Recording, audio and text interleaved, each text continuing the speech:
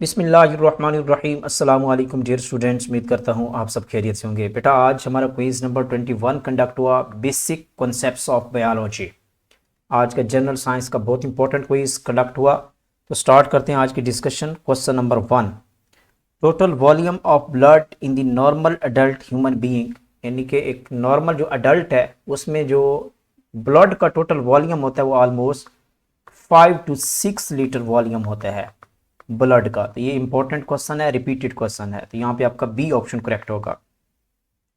Next question है, greenhouse effect is caused by the an excess of. Greenhouse effect is caused by the greenhouse gases के through होते हैं ये। और ये green house gases हैं उसमें अगर हम बात करें तो ये हमारे पास CO2 सबसे मेन रोल होता है इसका, कार्बन डाइऑक्साइड का। फिर नाइट्रोजन के ऑक्साइड्स होते हैं NOx। फिर इसी तरह यहाँ पे अगर हम बात करें तो मीथेन होती है CH4, कुछ वाटर वेपर्स भी होते हैं। तो दीज आर कॉल्ड दी, इनको ग्रीन हाउस गैसेस कहा जाता है, नोट कर लें। और ये ग्रीन हाउस इफेक्ट काज करते हैं। तो यहाँ पे आपका करेक्ट ऑप्शन जो बनेगा वो आपका beta is the correct option है। Delta is the correct option है, carbon dioxide, not the carbon monoxide. Question number 3 है, vertebral column in the human being consist of how many vertebrae. Vertebral column जो होता है रीढ़ की हड्डी, उसमें जो वर्टिब्री होती हैं वो 33 वर्टिब्री होती हैं। तो ये भी रिपीटेड क्वेश्चन है। इससे पहले जो है वो 1 पेपर एग्जाम्स में जब वो एवरीडे साइंस में ये क्वेश्चन रिपीट हो चुका है। 33, डी ऑप्शन करेक्ट है। Who is called the father of zoology, important question. Zoology के फादर किसको कहा जाता है? दिस इज कॉल्ड द अरस्तु को कहा जाता है, अरिस्टोटल। अरस्तु is the father of zoology. और जाबिर बिन हयान को ओल्ड केमिस्ट्री का फादर कहा जाता है।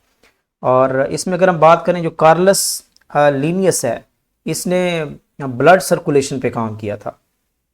किस पे काम किया था? ब्लड सर्कुलेशन पे काम किया था। तो सी ऑप्शन यहाँ पे करेक्ट है। क्वेश्चन नंबर 5 है, which of the following is a currency of body cells. Body cells की करेंसी कौन सी है? यानी कि एनर्जी का जो सोर्स है, जखीरा है, store and transfer energy in the cells is done by the ATP। यहाँ पे डी ऑप्शन करेक्ट है। ATP stands for adenosine triphosphate, इसको कहा जाता है। डी ऑप्शन करेक्ट है। The outermost layer of skin, skin की लेयर्स होती हैं, तीन लेयर्स होती हैं, जिसमें आउटर मोस्ट लेयर को हम क्या कहते हैं? एपिडर्मिस कहा जाता है। क्या कहा जाता है? एपिडर्मिस। और दरमियान वाली को डर्मिस कहते हैं, और जो इंटरनल होती है उसको एंडोडर्मिस कहा जाता है। सी ऑप्शन करेक्ट है। क्वेश्चन नंबर 7 है, blood does not coagulate inside the body. आपने अक्सर देखा होगा, अक्सर क्या, this is the normal routine, कि ब्लड कभी बजाते खुद बॉडी के अंदर नहीं, यानी कि जमता नहीं है। उसकी रीज़न क्या है? क्योंकि नेचुरली इसमें ब्लड के अंदर हेपरिन जो है वो हमारे पास एक एंटी कोगुलेंट होती है। This is the natural anti coagulant, यानी कि जमने नहीं देती। एक ऐसा मटीरियल है that prevent the blood from the clotting, blood को जमने नहीं देता। ये नेचुरली एग्जिस्ट करती है ब्लड के अंदर, हेपरिन। इंपॉर्टेंट MCQ है, नोट कर लें इसको, इंपॉर्टेंट MCQ है। नेक्स्ट क्वेश्चन है question number 8, RBC red blood cells corpuscles are formed in the red bone marrow में। बोन मैरो में इनकी फॉर्मेशन होती है रेड ब्लड सेल्स की। The study of fossil fuels is known as, fossil fuel की study को palaeontology कहा जाता है। बहुत फेमस MCQ है, काफ़ी दफ़ा रिपीट भी हो चुकी है। Entomology is the study of insects, हशरात के मुताले को एंटोमोलॉजी कहा जाता है। और ecology is the study of ecosystem, इसको कहा जाता है इकोसिस्टम, नोट कर लें इसको। क्वेश्चन नंबर 10 है, dialysis is used for the treatment of kidney failure. जब गुर्दे फेल हो जाते हैं तो फिर उस केस में हम क्या करवाते हैं? डायलिसिस करवाते हैं। तो यहाँ पे ए ऑप्शन करेक्ट है। नेक्स्ट क्वेश्चन नंबर 11 है, हैप्पीनेस हार्मोन इज, यानी कि कौन सा ऐसा हार्मोन है जो हैप्पीनेस काज करता है? तो this is the very famous, बहुत इंपॉर्टेंट है, डोपामीन इसको कहा जाता है। और ये जो सेरोटोनिन है, सेरोटोनिन हार्मोन, ये मूड को ऑन ऑफ करने के लिए, मूड को ऑन ऑफ करने के लिए, मूड की स्टेबिलिटी के लिए ये यूज होता है। और जो ऑक्सीटोसिन है, this is the love hormone भी इसे कहा जाता है। नोट कर लें इसको, हो सकता है एग्जाम में ये क्वेश्चन पूछा जा सके। This is called the love hormone भी कहा जाता है इसको। क्वेश्चन नंबर 12 है, who was the surgeon who pioneered antiseptic surgery in 1865। तो ये जोसेफ लिस्टर था। कौन था? जोसेफ लिस्टर ने सबसे पहले 1865 में जो है वो एंटीसेप्टिक सर्जरी की थी, और इसे फादर ऑफ एंटीसेप्टिक सर्जरी भी कहा जाता है जोसेफ लिस्टर को। हाँ, नेक्स्ट क्वेश्चन है who discovered the blood circulation. ये जो ब्लड सर्कुलेशन का फिनोमिना है ये सबसे पहले किसने डिस्कवर किया था? ये कार्लस लिनस ने किया था। ए ऑप्शन यहाँ पे करेक्ट है, नोट कर लें इसको। इसी तरह ये जो रॉबर्ट ब्राउन है इसने सेल के अंदर न्यूक्लियस डिस्कवर किया था। ये रॉबर्ट ब्राउन का कारनामा है न्यूक्लियस का। और जो विलियम हार्वे है इसने ब्लड सर्कुलेशन, सॉरी यहाँ पे अगर हम बात करें तो यहाँ पे करेक्ट ऑप्शन का सी बनेगा। विलियम हार्वे ने ब्लड सर्कुलेशन जो है ना वो डिस्कवर की थी। जबकि जो कार्लस लिनियस था इसने, this is the father of taxonomy, note कर लें इसको, फादर ऑफ टेक्सोनोमी भी इसे कहा जाता है। टेक्सोनोमी का कॉन्सेप्ट दिया था, ये नोट कर लें, यहाँ पे सी ऑप्शन करेक्ट है। इससे पहले भी आई थिंक ये एमसीक्यू में ऑप्शन आया तो मैंने आई थिंक रॉन्गली आपको बताया, तो नोट कर लें कार्लस लिनियस का जो कारनामा है वो टेक्सोनोमी की डिस्कवरी है, not the blood circulation. Blood circulation का फिनोमिना विलियम हार्वे ने दिया था। सी ऑप्शन करेक्ट है। क्वेश्चन नंबर 14 है द यूनिवर्सल डोनर इज। यहाँ पे कौन सा ब्लड ग्रुप जो यूनिवर्सल डोनर है? तो ओ नेगेटिव जो है ये यूनिवर्सल डोनर कहलाता है। जितने भी ब्लड ग्रुप्स के कैंडिडेट्स हैं उनको ये डोनेट कर सकता है। इसी तरह जो AB+ होता है इसको कहा जाता है यूनिवर्सल एक्सेप्टर भी कहा जाता है। ये हर किसी के ब्लड से खून को ले सकता है। तो यहाँ पे डी ऑप्शन करेक्ट है। Which one is the micro nutrient. Nutrient की 2 टाइप्स में हम डिवाइड करते हैं, एक को कहा जाता है माइक्रो और एक को कहा जाता है मैक्रो न्यूट्रेंट्स। यानी कि ये प्लांट्स जिनके लिए स्मॉल क्वांटिटी में कुछ एलिमेंट या न्यूट्रेंट रिक्वायर्ड होते हैं उनको माइक्रो न्यूट्रेंट्स कहा जाता है, और अगर लार्ज क्वांटिटी में रिक्वायर्ड हो तो उनको मैक्रो कहा जाता है। तो ये इंपॉर्टेंट कॉन्सेप्ट है, तो इसको भी नोट कर लें। माइक्रो न्यूट्रेंट्स कौन कौन से होते हैं इसमें अगर हम बात करें, माइक्रो में बोरॉन, माइक्रो न्यूट्रेंट्स में बोरॉन एलिमेंट है, कॉपर है, आयरन है, इसके साथ साथ मैंगनीज, जिंक, ये सारे के सारे एलिमेंट्स ये वो हैं जो प्लांट्स को बहुत फ्यू क्वांटिटी में, वेरी स्मॉल क्वांटिटी में रिक्वायर्ड होते हैं, तो they are called micro nutrients. तो यहाँ पे आप देखें नाइट्रोजन, अच्छा यहाँ पे देख लेते हैं मैक्रो जो न्यूट्रेंट्स हैं, यानी कि मैक्रो का वर्ड होता है जो लार्ज क्वांटिटी में रिक्वायर्ड होते हैं। इसमें आपका नाइट्रोजन एलिमेंट है, nitrogen, phosphorus, potassium, calcium, magnesium, sulphur है, ठीक है, सल्फर एलिमेंट है, इसके साथ साथ कार्बन, हाइड्रोजन, ऑक्सीजन, तो they are called the macro nutrients इनको कहा जाता है। तो यहाँ पे आपका करेक्ट ऑप्शन क्या बनेगा बेटा? This is the iron. Iron जो है आपका माइक्रो न्यूट्रेंट में आता है। क्वेश्चन नंबर 16 है what is the average weight of human heart. Human heart का जो एवरेज वेट है वो कितना है? तो यहाँ पे करेक्ट ऑप्शन का क्या बनेगा आपका? 300 ग्राम। 300 gram is the average weight of human heart. ये भी रिपीटेड क्वेश्चन है। नेक्स्ट क्वेश्चन नंबर 17 है which of the following is a drug. आपने बताना है कि इनसे कौन सी ड्रग है। Sucrose, this is the sugar, जो कि कार्बोहाइड्रेट भी कहते हैं इसको, this is the carbohydrate, this is the carbohydrate, not the drug. Insulin is a hormone, insulin is a hormone, इसमें प्रोटीन पार्ट भी आ जाता है।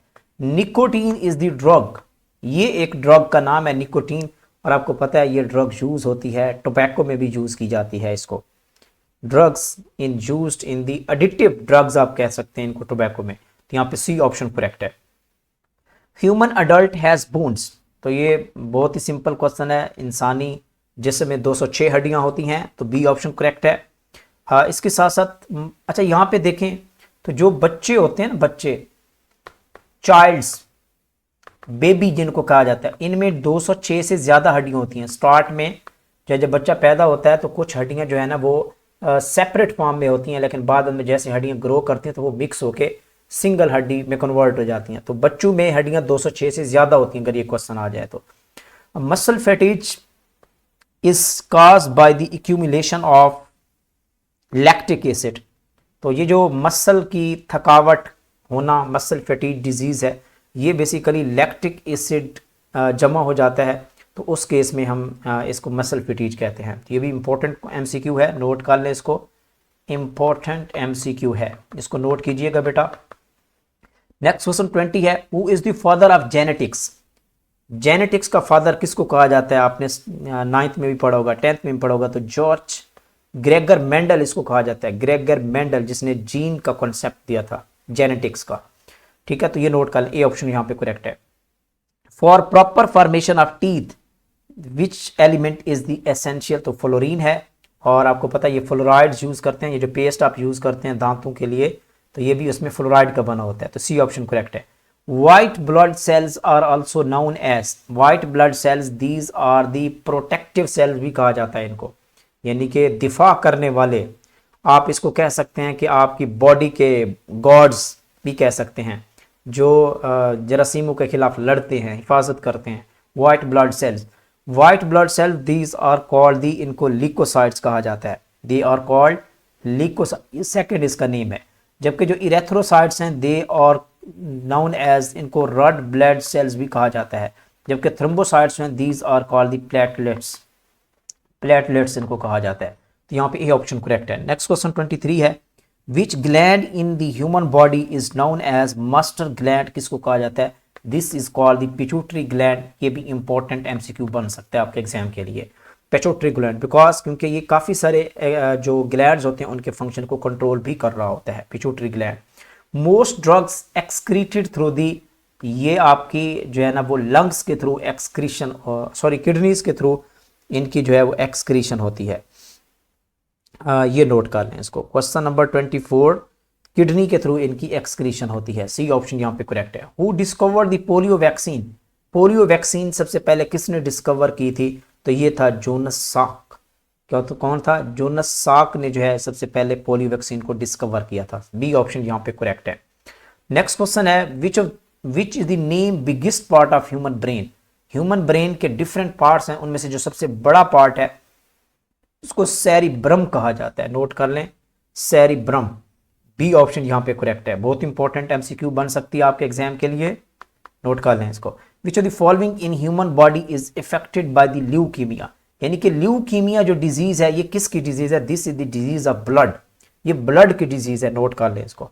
Smallest unit of heredity, heredity विरासत का जो स्मॉलेस्ट यूनिट होता है उसको जीन कहते हैं। सी ऑप्शन यहाँ पे करेक्ट है। नेक्स्ट क्वेश्चन 29 है, Alzheimer's disease of, Alzheimer disease है ये आपकी ब्रेन की डिजीज है। नोट कर लें इसको। डी ऑप्शन करेक्ट है। बहुत इंपॉर्टेंट एमसीक्यू बन सकती है, वेरी इंपॉर्टेंट। लास्ट क्वेश्चन है, gastric juice is the secretion of the glands present in the stomach, के अंदर वो ग्लैंड्स होते हैं। तो ये आज के 30 एमसीक्यू, 30 बाई 30 एमसीक्यू जो कि one of the most important MCQ हैं आपके बायोलॉजिकल पार्ट से। होप सो कि इंशाल्लाह अगर आपकी किस्मत में हुआ तो इंशाल्लाह आप देखेंगे कि यहाँ से एक एमसीक्यू आपके जनरल साइंस की कैटेगरी का पार्ट बनेगी। ओके स्टूडेंट्स, इस तरह की अच्छी वीडियोस आपको हमारे प्लेटफॉर्म केमिस्ट्री विद एमजेस में मिलती रहेंगी। मिलते हैं नेक्स्ट वीडियो में, तब तक के लिए अपना ख्याल रखिए। अल्लाह हाफिज़।